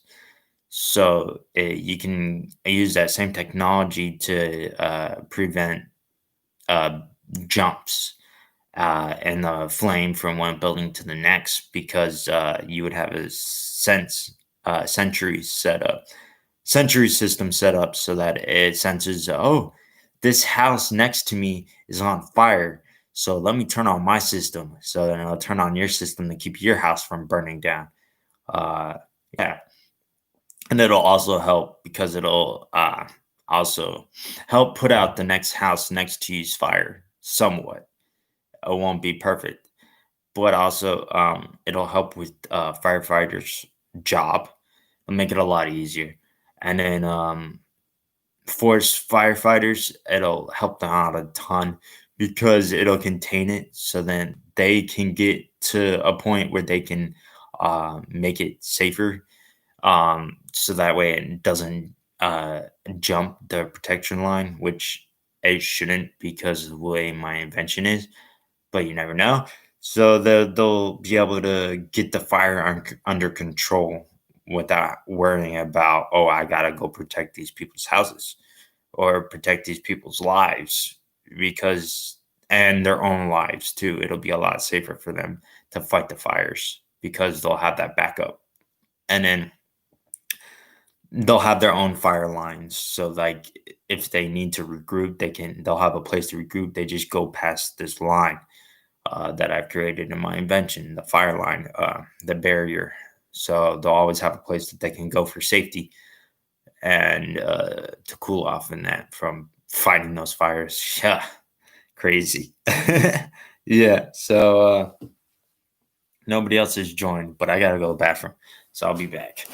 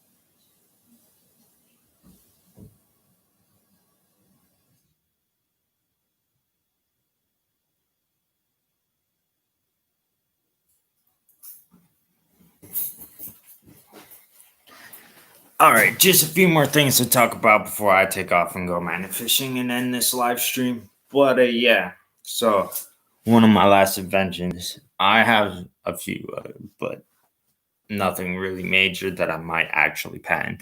So this is the last major one. It is an invention for a hospital. It's a design for a hospital. It allows the contact surfaces to not transmit diseases. So it's invaluable, really. It would increase the lifespan of a lot of people because if you know anything about hospitals, everybody hates going to them because you're really likely to catch something. You go there with like a regular common cold and you end up leaving with a deadly flu virus because somebody came there with the flu and transmitted it to you. Um, yeah, so it would have a lot of anti-transmission tools set up, and the surfaces, contact surfaces, all contact surfaces would not transmit diseases uh, of any kind. So yeah, there's that. It's not 100% effective. It's only 99.9% effective at reducing the likelihood of transmitting anything because there is that 0.01% bacteria that still grows on the surface. So yeah, it's not 100%, but it's way better than it is right now because there is no protection at all on the surfaces for transmission. Yeah, so you're very likely to catch a disease or virus or some sort when you go to a hospital right now. So it's invaluable. My new hospital design that I invented. Yeah, and it'll also help out the workers and that keep them healthy. And I invented this a long time ago, even before Corona was around. So don't think it's associated with Corona that I invented this. I invented most of my inventions when I was 19. Way back when I was 19. Uh, I invented some things when I was in high school and also when I was younger. My first invention I invented when I was 5 years old, pretty much. I started thinking about it. Yeah, how it would be possible for space and time travel. So, yeah. Uh, as far as time travel invention, it's already been invented. It's not that hard. You just got to use metal, anything metal that conducts electricity, and you create electrical field inside of you that is different than the electrical field in your conductive material that's around you, and that causes you to time travel. It's as simple as that. But as far as traveling back in time, there's many reasons why that's not viable. But traveling forward in time, that's a game, and that's a given. You can do that all day without any issues. So yeah, traveling in time is really useless because traveling forward, you wouldn't be able to come back pretty much. You can come back, but you wouldn't want to. Once you travel into the future, you might as well just strand yourself there. So there's that. Time travel, it really isn't viable. It's stupid that people do it and that they would actually go back in time and change things and live there and then for any amount of time and then come back. It's just stupid. Time travel as an invention is stupid. Shouldn't be done, even though it has been invented. Um, so time travel, when it was invented, uh, back when Tesla was working on it and actually invented it with Albert Einstein, it was a collab, and they invented time travel. It wasn't possible at the time because they didn't have smart computers to control it.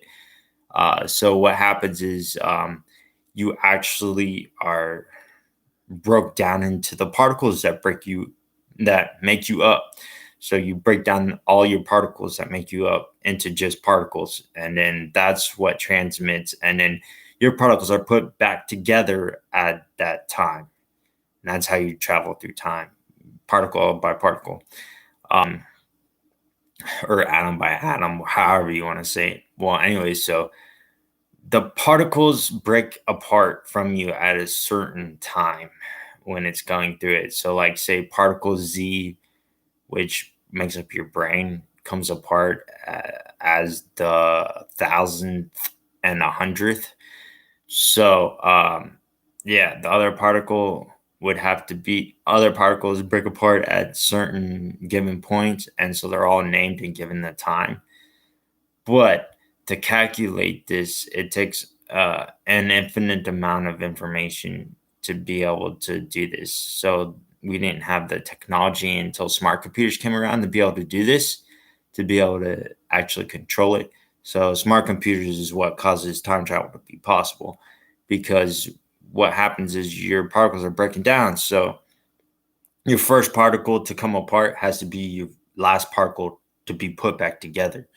So like your third particle to come apart off of you would be your third to go back at the end. So like your third to last particle to go back. So to be able to keep track of and be able to put it back in the exact order, you need a smart computer to be able to do all the calculations in that. It's impossible without a smart computer. A smart computer is what made it possible. Time travel possible. Yeah, so time travel does exist and it's being done by our government, but it's just stupid as an invention. Why would you want to time travel? It's just idiotic.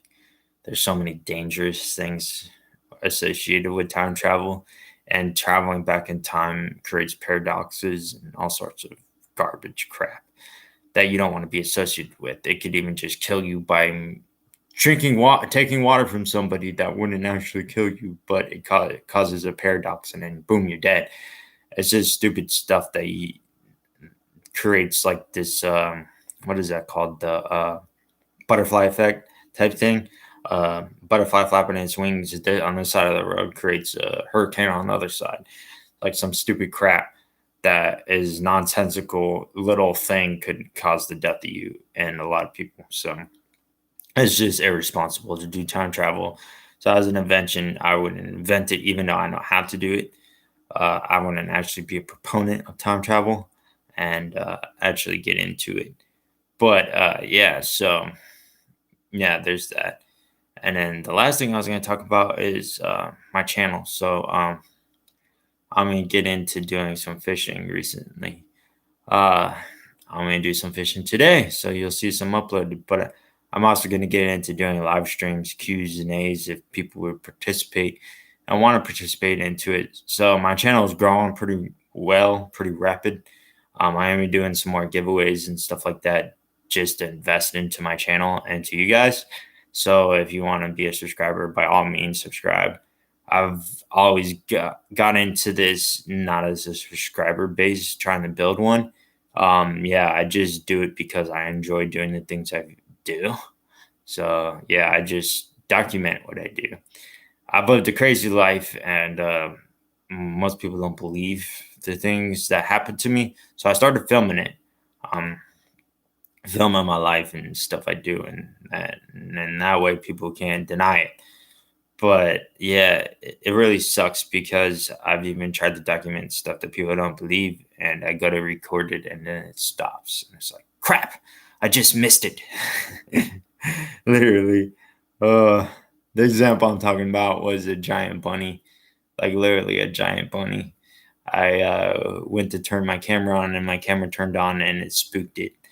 And I couldn't press record because it spooked it and it took off.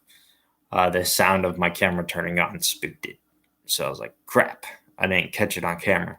But yeah, I started this channel just to document my life because I've lived a crazy life. So yeah, I'm not doing this for subscribers or for money or anything like that. But I would like to have a lot more subscribers. Who doesn't when they're on YouTube and they're a YouTuber? But yeah, a lot's going to change in my life pretty soon because I'm on my way to saving up enough money to get some patents. I would say within the next year, you'll see me become a millionaire. Hopefully, I have aspirations to patent things and directly with the government. Yeah, because my inventions are dangerous. They could cause the death of the entire known universe, every living thing, because of resources. Yeah. So I'm thinking about partnering with our government because I do not trust a private industry with my inventions. Yeah, it would be the death of all of us if I did that. So yeah, because they would care about profit margins and stuff like that instead of actually caring about keeping us all alive, which would be our government. A lot of people think our government's really bad, and I understand why, but you got to trust in our government. I mean, God trusts in our government, so you got to trust in it that they're the ones that you need to not worry about. It's private industries, yeah. So and private constituents like our Senate and stuff being bought out. But yeah, by industries, yeah. So yeah, my inventions. I'm gonna have to contact the government and be like through my lawyer. I'm gonna have to get a lawyer, pay for a lawyer to contact the government and tell them, look, my client has these inventions. Are you interested in buying them because he doesn't want to sell them to or have them fall into the wrong hands? He wants to negotiate directly with you, selling the patents directly to the government. So that way, they're the only ones that have access to the technology and medicine and stuff like that. Um, I also have, yeah, this is one of the other inventions that I wasn't going to mention, but I'll mention it anyways. I invented takeoff assist for anything that's jet propelled. So it could be rockets, fighter jets, anything like that. It saves fuel, and it can also be used in the private sector for Lear jets and um, 747s and stuff like that, Boeings. Yeah, so there's that. It saves fuel and it's safer. The takeoff is safer. It's more likely to go off without a hitch than if you're just powering up into a takeoff. But what you would do is you'd have your engines at idle, and then it would take you off, and then you just throttle all the way up, and you'd be good. But it also adds speeds to you, so it would increase your top speed for a while before the wind resistance brought you back down. But yeah, if you gotta tell when you wouldn't slow down at all, you just keep speeding up. So yeah, there's that. It'll increase the top speed of most aircraft in most situation. But yeah, it can also be used for space travel too. It'll save precious fuel, and it'll also increase the speed of the craft. Yeah, so there's that. Uh, but its main focus is going to be for uh, naval implications, takeoff and assist on aircraft carriers. You open up the elevators and bring the track up, and then you sit the aircraft on the track and take off, power assist, and then throttle your engines up. So it'll save fuel because you need to worry about that kind of thing when you're talking about aircraft on an aircraft carrier. It'll increase the range of the aircraft on the aircraft carrier. So it's like very invaluable to our Navy. I tried to get it to be free um, for the Navy, but yeah, the invention was garbage. I made a lot of mistakes. It was done without a thought experiment, but then I did a thought experiment on it, and I'm like, hold on, wait, that's not going to work. The way I originally invented it would cause a lot of problems, and you would die if you tried to do it. But Disney didn't know what they were doing. They didn't think of building like a model to test it. They just ran with it and did a movie about me, completely copyrighted and infringed on my copyright. And it was copyrighted, so they did copyright infringe on me. But I'm not going after Disney because that would cost way too much money. Maybe if I become like a millionaire, I'll spend $1 million to sue them for Tomorrowland. It was about me. is based on me, the penniless inventor that has the option of destroying the entire world. That's me. And they use my invention as the main thing that draws the main character into the area, the takeoff assist of the rockets that they show. That's my invention. My invention. Yeah, like seriously. And if they would actually have tested out like a model of it, they would have found out, hold on, wait, this invention doesn't work. Maybe we shouldn't make a movie about it and copyright this person because their invention fails. But yeah, anyways, so I've fixed the quirks of it and now it works. But so I'm going to do the working model of it and patent the working model of it. Um, Even though the theory's already been put out there. But yeah, every theory that's been put out there is wrong. Um, I, I'm not the first person to like come up with this takeoff assist, but I'm the first person to actually come up with a viable way to do it. So yeah, um, we'll have at it and get at it and get it done. But once it's patented, then I can get into the actual building models and testing it. Um, and I might even get into doing model rockets and actually building models of my invention to see which one works. So that way I can just go and patent the one that works versus patenting one that might work. And then having it tested and seeing if it works and then realize it doesn't and then tweaking it and then having to repatent it, the tweaked version. But yeah, I'm not quite sure how I'm going to go ahead with that. That's why I'm going to leave that one for another patent day. My first patent is probably going to be either my force fire or my Komodo dragon bite treatment. I'm not quite sure. But anyway, so it's starting to get to be late in the morning. So I'm going to get ready and go magnet fishing. All right. See you, YouTube.